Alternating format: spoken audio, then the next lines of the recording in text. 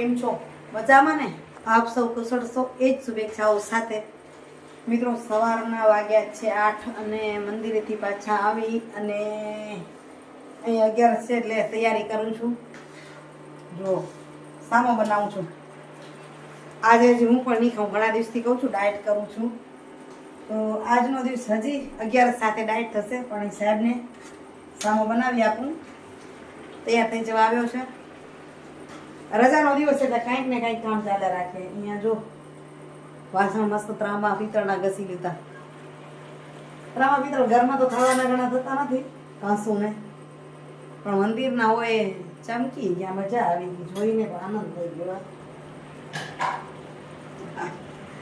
તમને એમાં જશે પણ હવે મને ખબર નહીં, બતાવ્યા રાખો ને.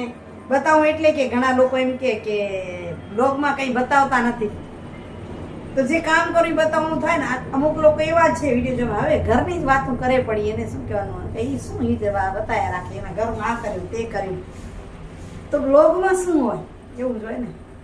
ચાલો અહીં સામો થઈ જાય એટલે નાસ્તો દઈ દઈ સાહેબને.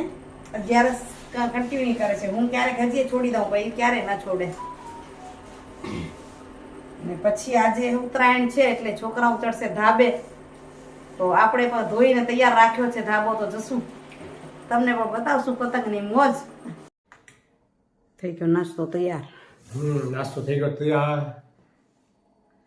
સામો છે. હા, સાબુદાણા નથી, સામો છે. સાબુદાણા સાહેબ સાંજે પલાળવા પડે એટલે આજે માં ટમેટું નથી નાખ્યું ને સિંગદાણા નથી નાખ્યા, એટલે લીલો ને વ્હાઈટ જ કલર દેખાશે. બીજો કલર નહીં લાગે.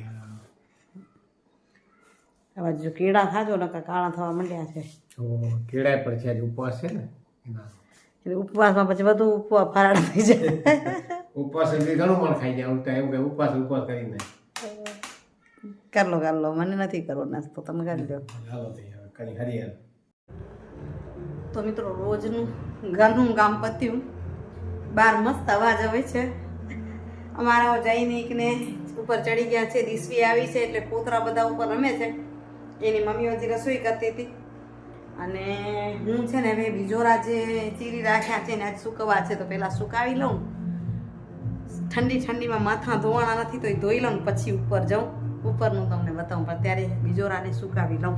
બધી ચીરી છે ને પીળી દેખાય છે, નીલાશ બધો નીકળી ગયો છે, એનો મતલબ બધું મીઠું લઈ લીધું છે ને સુકાવા યોગ્ય થઈ ગયું છે.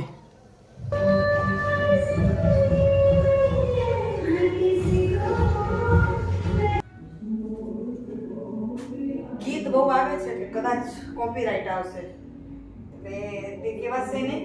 ને ઉપર જવું છે, સ્વેટર બેટર લઈ લો, કદાચ ઠંડી પડે કે ન પડે, થેલો લઈ લો ઉપર પતંગ ચગાવવા.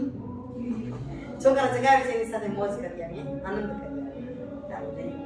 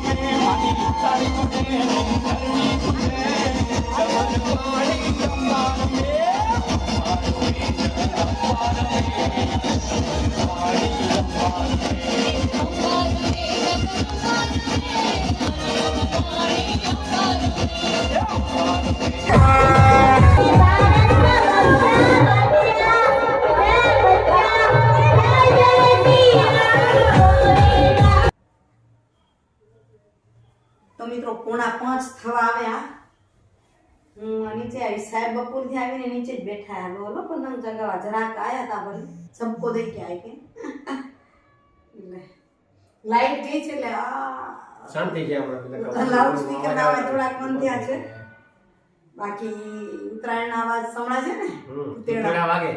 હા, પણ આમને લાઈટ ગઈ છે ત્યાં સુધી સુવિચાર લઈ લઈ, કારણ કે ગીત આવે છે ને ગીત કોપીરાઇટ આવે એટલે વગાડી ન શકાય. આમાં આવે એટલે એ વાત તો ત્યારે સુવિચાર લઈએ તો સુવિચારે ન સંભળાય. તો આપણે આજનો સુવિચાર લઈ લઈએ. આજના સુવિચારની વાત કરું તો એક વિશ્વાસને લગતી વાત છે. પછી વિશ્વાસ શરીરનો છે કે મનનો છે એના પરથી એક સુવિચાર આપું છું. માણસ જ્યારે પોતાની હથેળીમાં જ્યારે ભવિષ્ય શોધવા લાગે ને ત્યારે સમજવું કે પોતાની તાકાત પર, પોતાની બાજુની તાકાત પર અને મન પર વિશ્વાસ એને ઓછો થઈ ગયો છે. ત્યારે હથેળીમાં ભવિષ્યને શોધે છે, કોઈને બતાવે છે મારી હાથની રેખાઓ કેવી છે, આ શું છે. જ્યાં સુધી એની પર વિશ્વાસ છે કે મારા બાહુમાં એટલું બળ છે, હું પુરુષાર્થ કરીશ તો પુરુષાર્થને કોઈ વિકલ્પ નથી અને હું ત્યાં પહોંચી જ વળીશ, તો એ ત્યાં સુધી હથેળીમાં ભવિષ્યને નહીં શોધે. અને તમે હથેળીમાં જ્યારે શોધો એટલે કહેવાય ને એનો મનનો વિશ્વાસ પણ ખતમ થઈ ગયો છે. એ જ રીતે વિશ્વાસની વાત છે શ્વાસ સાથે જોડાયેલી, શરીર સાથે જોડાયેલી છે. એમ શ્વાસ અને વિશ્વાસ એ બે એક સરખા છે. જ્યારે તમારો શ્વાસ ચાલ્યો જાય ત્યારે તમારું શરીર ખતમ, ગમે એટલું શરીર સારું હોય. હું હમણાં જ કહેતી હતી કે મજબૂત બાહો પર તમને વિશ્વાસ નથી રહ્યો. એ મજબૂત બાહો હોય, ગમે એટલું શરીર વિશ્વસનીય હોય, પણ તમારો શ્વાસ નીકળી ગયો તો તમારું શરીર ત્યાં પૂર્ણ. એ જ રીતે જો કોઈ વ્યક્તિને તમારા પરથી વિશ્વાસ ઉડી જાય છે તો એ સંબંધ ત્યાં પૂર્ણ થઈ જાય છે. તમારી મિત્રતા છે, સંબંધો છે, ભાઈ બહેન, બાપ દીકરી, કોઈ પણ તમને એમના પ્રત્યેનો જ્યારે વિશ્વાસ ઉડી જાય ને ત્યારે સંબંધ ખાલી કહેવા પૂરતો રહે છે. જે સંબંધ તમારો દિલથી જોડાયેલો સંબંધ હતો એ પૂર્ણ થઈ જાય છે. એટલે જીવનમાં વિશ્વાસ એટલો જરૂરી છે કે હંમેશા એને જકડી રાખવો પડે. કામ કરવા માટે માનસિક વિશ્વાસ કે હું એને કરીને જ રહીશ, અને સંબંધો સાચવવા માટે એકબીજા પ્રત્યેનો વિશ્વાસ, તો એ હશે તો સારું રહેશે. અને આ સંબંધો જાળવવા માટે આજ મને ઘણીવાર ગમે નહીં, હવે ઓછું ગમે, પણ પરિવાર સાથે ગમે એટલે આ મોજ કરતા હોઈએ છીએ. આજ સાહેબ પણ પ્રસંગને લઈને ઉત્તરાયણ છે એટલે ઘરે આવી ગયા, નહીં તો એને ક્યારે રજા ન હોય. મને ત્રીજો શનિવાર હોય, રવિવાર બધા રજાઓ હોય, વર્ષની 12 જેટલી જાહેર રજાઓ હોય. બધી જાહેર રજાઓ નથી મળતી સરકારને મળેલી, પણ સાહેબને સતત કામ હોય.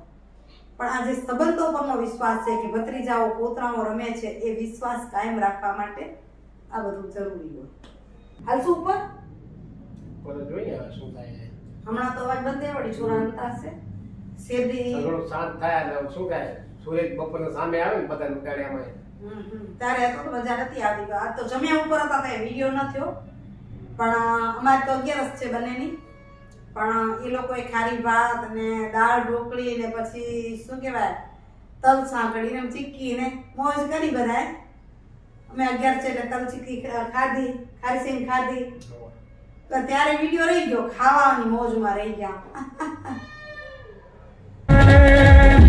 તો મિત્રો ઉપર પહોંચ્યા, સમય સાંજનો ટાઈમ થયો છે.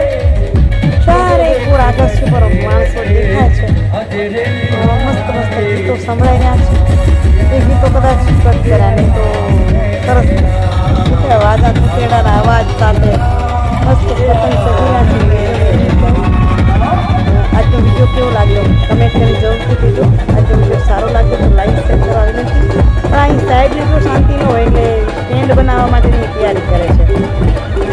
આ કામ થઈ જાય ઉપર ચડ્યા છે તો આવજો મિત્રો. જો